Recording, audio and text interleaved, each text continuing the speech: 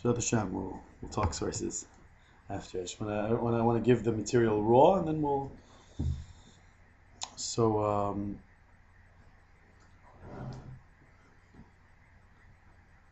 I just want to tell you a story. There was one Rabbi Cherny told me that Hashem Yerachim, like one of the Gedolei Yisrael, had a son. For our practical purposes, we'll call it going off. We'll call it that he went off the derech. And they came to ask this gadol, and they said, "What was it that your son went off? Like what do you think it was?" And this was like in a private interview, at a very vulnerable moment. And the gadol said, he looked down, he was like really like analyzing, and he said, "You know what I think it was?" He says, "What I think it was is that on Shabbat, I wouldn't sing Zmirot enough. I wouldn't sing Zmirot. I wasn't interested in Zmirot. Why? Because me and my other two sons that were so bright, we just wanted to quickly finish the meal and run to the base medrash again. So Shabbat wasn't a Shabbat. It wasn't a Shabbat meal. So we're eating a meal. We're eating quickly. Okay, be yotze. Okay, great. And then then run to the base medrash. And you're yotze and just go." Rabbi Nachman, one of the things that he was very makrid about, he would get upset if people did this, is if people didn't sing Zemirot on the Shabbat table. You think, okay, a Rav's going to give Musar about, talk on your cell phone in the shul, Hashem Yirachem, it's not right, we should put up signs, or you think a Rav's going to give it, about how women shouldn't wear like shaitels, they should cover their hair because the shaitels look like their hair. He was makbid about people not singing on their Shabbat tables. Do you hear what that is? Because there's an aspect you should know. There's a nakuda inside every single one of us.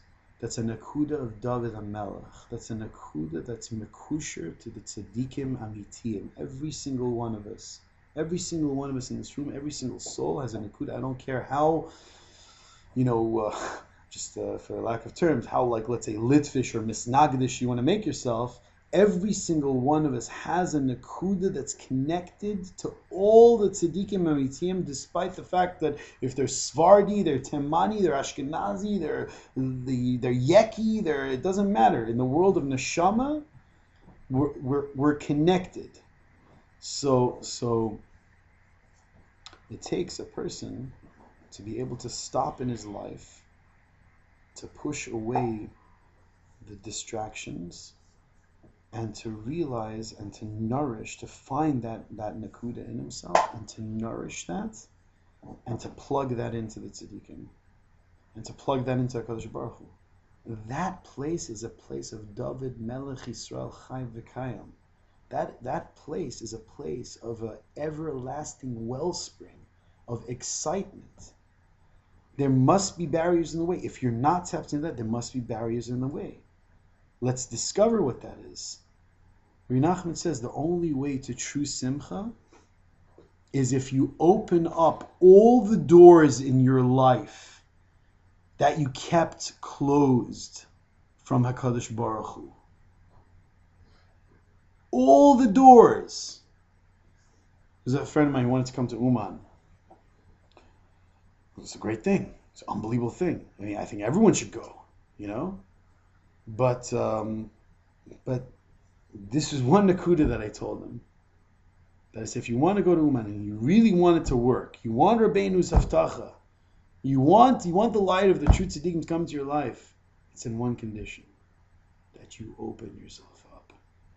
You don't keep any doors, any dark doors that are closed. No, this is my area, it's like, it's my area. I can't really address that right now, No, let's address everything. Okay, so whatever the barrier is, whatever the difficulty is, no matter how low a person is, he says, piece after piece, no matter how low you fall, no matter what craziness you might be stuck into, there's a way out. You have to be open to that. A person has to be open to healing. If he comes to the table and he's like, okay, I want to heal, I want to get better, I want to, there's something wrong out there, obviously there's something wrong. People aren't inspired anymore.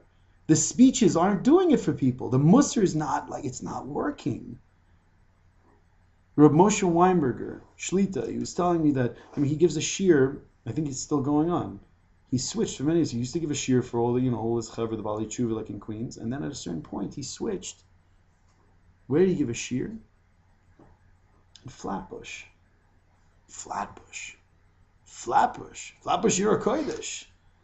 Flatbush. The people are Rabbanim, from families, Shomer Shabbos, right? Everyone eats kugel on Shabbos. It's great.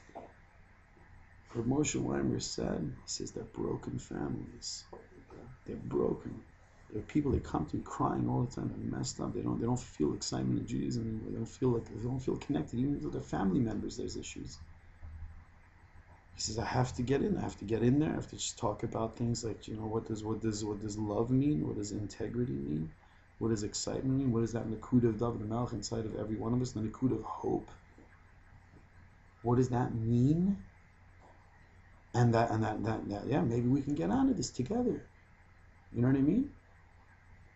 We have to know. It's like, Rabbi Nachman said. He said there's going to be, just like in the days of Noach, there was a mabul. He said, Bisman hazeh, there's a mabul. There's going to be also. There's going to be a flood in the world. Right? And he said, this is not a physical flood of water. He said, this is a flood of the sitra achra, of the distractions and the discouragement and the guilt and the pressure. It's swarming all over the place. Instead of people looking inside and investing into their neshamas, they're looking at their cell phones. They're looking at the internet. They're looking at whatever they're looking. We're forgetting what it is. We're forgetting that world of the neshama. So Rabbi Nachman, he says, my fire is going to burn until Mashiach comes. He says, you look at me. It's impossible. You can't look at a Torah from Rabbeinu and sort of not get personal.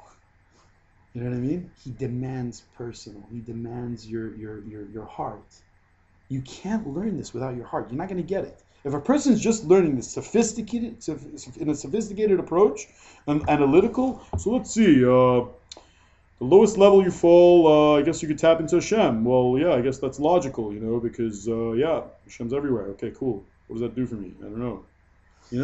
It's not going to work. You're not going to get it. You're going to feel like it's a waste of time.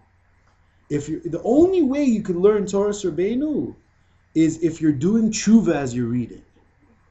If you're doing teshuvah as you're reading the words, you're searching in order to heal your soul, then you're going to feel magic and Gan Eden, healing.